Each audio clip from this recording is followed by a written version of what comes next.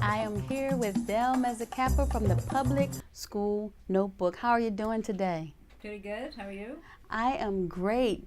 Talk to us about what should we expect with this new coming school year. Well, it's always, you can't ever predict because the history of Philadelphia schools is always a roller coaster.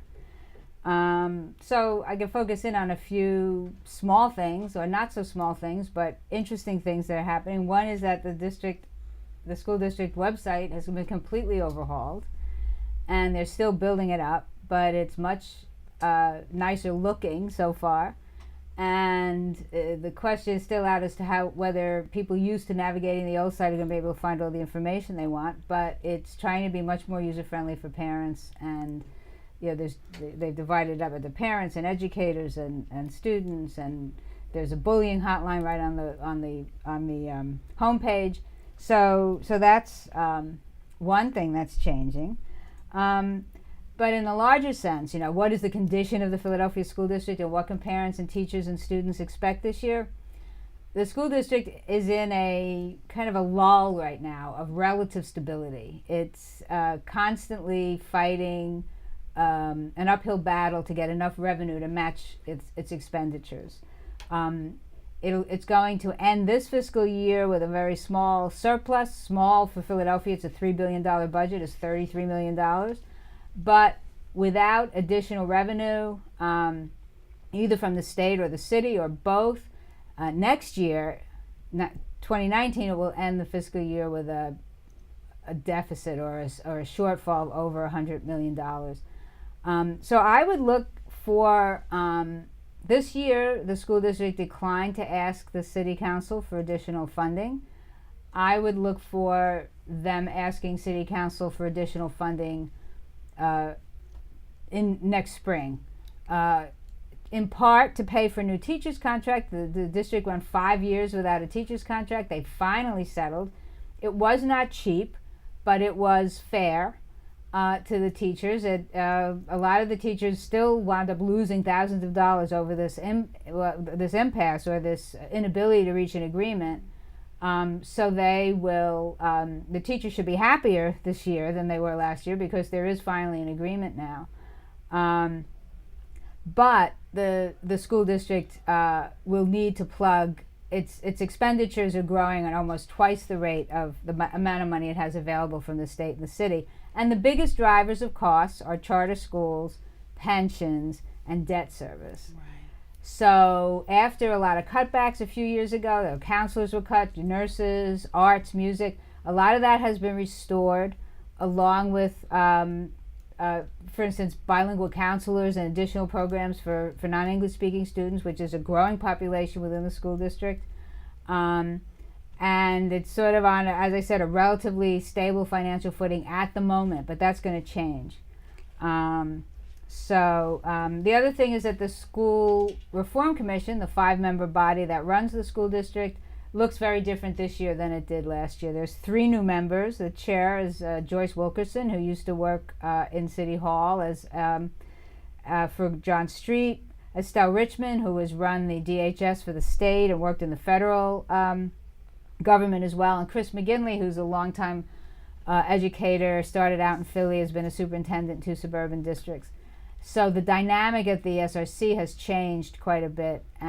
So far, Chris McGinley has shown a willingness to break with some of his fellow commissioners over things like creating more charter schools, approving new charter schools, and things like that. So the political dynamic on the SRC, the School Reform Commission, should be a bit different this year. Okay, so talk to us a little bit about the suspension rules that may be changing a little bit. Yeah, so the discipline policies, the Philadelphia and other school districts for that matter, but Philadelphia went from a zero tolerance policy in which students, and this was partly dictated by state law, anything that could be construed as a weapon. I mean, the pen maybe, could get a student suspended. But in any case, there's a lot of suspension and punitive reaction to discipline. There's been a lot of emphasis in the last several years on more preventive disciplinary policies and things like restorative justice and peer mediation. But the biggest thing that happened last year was that the school district, the SRC, banned the suspension of students from kindergarten.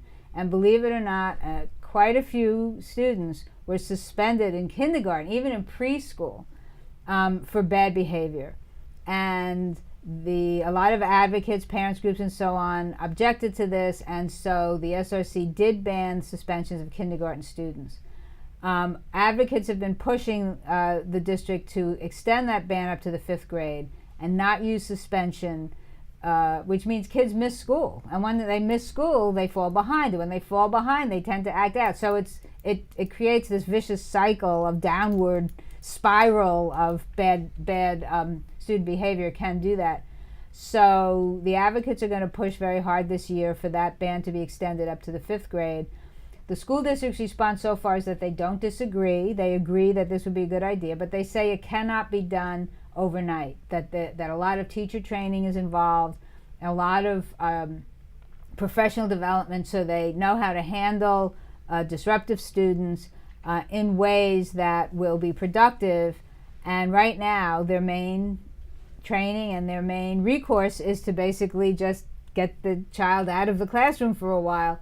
But they're going to have to work on more preventative and, not asking kids, to look more toward, one of the approaches is trauma-informed education, to understand that many children in the Philadelphia School District have had traumatic experiences and that a lot of their acting out comes out of those traumatic experiences, and that the question should be to the child, what happened to you, to get to the causes of the child's behavior. And so and the school district has been increasing its training for teachers along those lines extensively, and they will be doing more of that as well. Okay, that is definitely a good topic, because we actually spoke with Director Shondell earlier about the anti-violence and how they're going to be really focusing on that.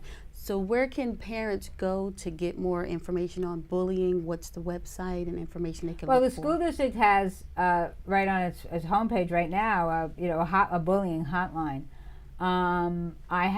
There's a lot of organizations in the city that deal with that issue.